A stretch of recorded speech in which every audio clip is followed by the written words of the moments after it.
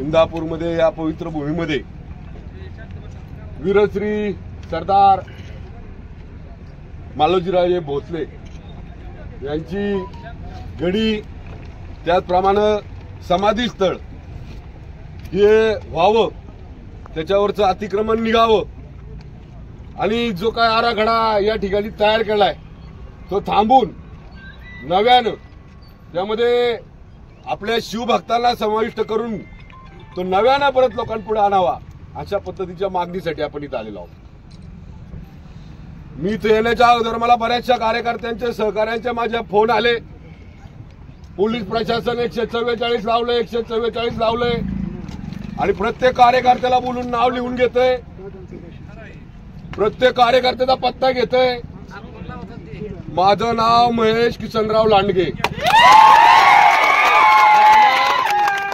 भोसरी लांडगे महादेव मंदिराजवळ माझं नाव आणि पत्ता लिहून घ्या. आम्ही काय आम्ही सगळेजण उघड समोर जाणार आहे. कुठला माथे फिरू सारखा रात्रीचं काळा बाजार करणारे लोक नाही आम्ही. बरेचसे माथे फिरू आपण पाहिले मध्यंतरी रात्रीचे नागड्या उडे फिरतात आणि नाही त्या विटंबना आमच्या महापुरुषांच्या करतात. असले माथे फिरू आम्ही नाही.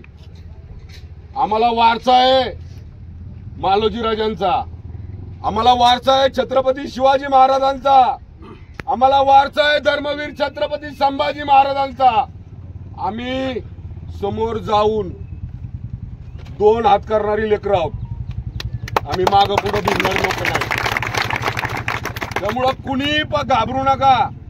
कुणाची नावं घेतली असतील, कुणाचे फोन नंबर घेतले असतील, माझा फोन नंबर पण देतो मी त्यांना, नाव पण देतो. इथे एकाही कार्यकर्त्यावर कुठलाही गुन्हा दाखल झाला नाही पाहिजे. काय गुन्हा दाखल करायचा तो माझ्यावर करा, काय गुन्हा दाखल करायचा तो माझ्यावर करा.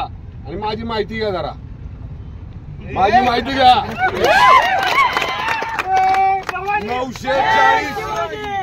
940 एकर सपाट केलेला माणूस आहे महेश लांडगे.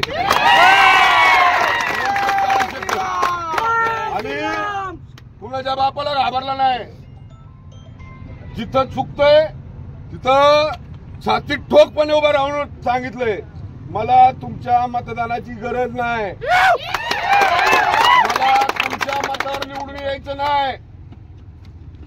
ज्या इतिहासाच्या जीवावर आम्ही आजपर्यंत वाटचाल करतोय तो इतिहास टिकवण्यासाठी, तो धर्म टिकवण्यासाठी, ज्या ज्या महापुरुषांनी बलिदान दिलं, आम्हाला मार्गदर्शन केलं, आम्हाला दिशा दिली, त्या दिशेवर चालणारे आम्ही सगळे लोक आहोत. इथं आल्यापासून मला प्रत्येक कार्यकर्त्यांनी सांगितलं, ज्या दिवशी माझ्याकडे पहिल्या दिवशी आले त्या दिवशी या सर्व कार्यकर्त्यांनी सांगितलं, वीरश्री सरदार मालोजीराजांची या ठिकाणी समाधी होती, ती समाधी त्या ठिकाणी नाही आहे आणि एक आराखडा तयार झालाय आणि त्या आराखड्याच्या जीवावर एकाच ठिकाणी मस्जिदलाही रस्ता आणि त्या ठिकाणी सुशोभीकरण केलंय त्यालाही रस्ता. आज मी प्रशासनाला या निमित्तानं सांगतो, आम्हाला वीरश्री सरदार मालोजीराजांची समाधीचं स्थान आम्हाला कळालं पाहिजे आणि जो आराखडा प्रशासनाने तयार केलाय त्या प्रशासनाचा तो आराखडा आहे तो थांबवला पाहिजे आणि त्याच्यामध्ये आमच्या इथल्या लोकांना सहभागी करून त्या ठिकाणी मालोजीराजांची समाधी स्थापन झाली पाहिजे.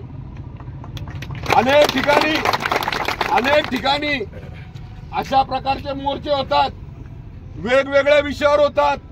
या ठिकाणी आमचे सहकारी आदरणीय मंत्री नितेशजी राणे आले, आमचे सहकारी बंधू आदरणीय गोपीचंद पडळकर आले.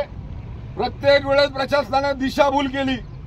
प्रशासनानं आमच्या या सहकाऱ्यांना लेखी स्वरूपात काही मागण्या आमच्या मंजूर केल्या पण त्या पूर्ण केल्या नाहीत. आज तर सकाळपासून अतिक्रमण काढायला सुरुवात केली. एकच मशीन दिसते मला, कोणतरी एकच मशीन. तुम्ही परत माहिती घ्या, मी 250 मशीन लावल्या होत्या. 250 मशीन लावल्या होत्या आणि 100 फॉकलँड होते आणि फॉकलँड पण बारीक नव्हते. त्याकरता माझी माहिती घ्या. मी आज इथं आलोय तर काहीतरी घेऊनच जाणार, लक्षात ठेवा. यायच्या अगोदर आपण कारवाई चालू केली त्याचं स्वागत, पण ती कारवाई जोरात झाली. डोळ्यासमोर आपलं काम आणि त्या कामातला प्रामाणिकपणा असला पाहिजे. आपल्या कामामुळं कुठल्याही कामामुळं आपल्या धर्माच्या प्रत्येक माणसाची, प्रत्येक घटकाची, प्रत्येक समाजातल्या बांधवाची छाती ही इंचभर वाढली पाहिजे. आज मालोजी राजांचं स्मारक करून आपण एक चांगला बाइंडा इथल्या प्रशासनाला घालून देतोय. योग्य ठिकाणी स्मारक झालं पाहिजे. योग्य ठिकाणी त्या जी मस्जिद आहे तिला बाहेरनं रस्ता गेला पाहिजे. आमचं त्यांना काही घेणं देणं नाही, आमच्यामधून आले नाही पाहिजेत. आणि ज्या ठिकाणी स्मारक आहे त्या ठिकाणी स्मारक झालं पाहिजे. अशा प्रकारची विनंती मी प्रशासनाला करतो.